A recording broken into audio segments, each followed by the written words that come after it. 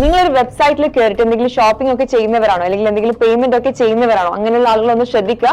ഒരു എമിറാത്തി ലേഡിയിൽ നിന്ന് 300,000 ദിറംസ് ആണ് അവരുടെ അക്കൗണ്ടിൽ നിന്ന് പോയിട്ടുള്ളത്. ഷാർജ പോലീസിന്റെ ഒരു പ്രോംപ്റ്റ് ആയിട്ടുള്ള ഒരു ഇടപെടൽ കൊണ്ട് പെട്ടെന്ന് തന്നെ ആ ഒരു അക്കൗണ്ടിൽ നിന്ന് ആ ഒരു പൈസ പോവാതെ രക്ഷപ്പെട്ടു. സംഭവം എന്ന് വെച്ചാൽ ആ ഒരു അക്കൗണ്ട് പെട്ടെന്ന് തന്നെ പോലീസ് ഫ്രീസ് ചെയ്തു. ഇലക്ട്രോണിക് ട്രാൻസ്ഫർ ത്രൂ ആണ് ഇത്രയും വലിയ എമൗണ്ട് ട്രാൻസ്ഫർ ചെയ്യപ്പെട്ടിട്ടുള്ളത്.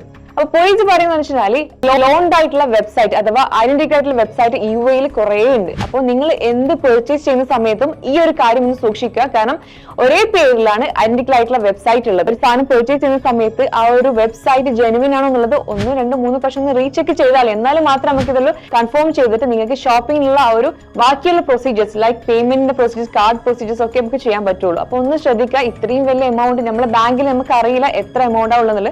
പെട്ടെന്ന് തന്നെ ഇത്രയും വലിയ എമൗണ്ട് ഒറ്റയടിക്ക് പോകാന്ന് പറഞ്ഞാൽ നമുക്ക് പെട്ടെന്നൊന്ന് ഡൈജസ്റ്റ് ആവുന്ന കാര്യമില്ല. അപ്പോൾ ഇങ്ങനെയുള്ള കാര്യങ്ങൾ ഒന്ന് സൂക്ഷിക്കുക. നമ്മൾ പേയ്മെന്റ് ഒക്കെ ചെയ്യുന്ന കാര്യം പ്രത്യേകിച്ചിട്ട്.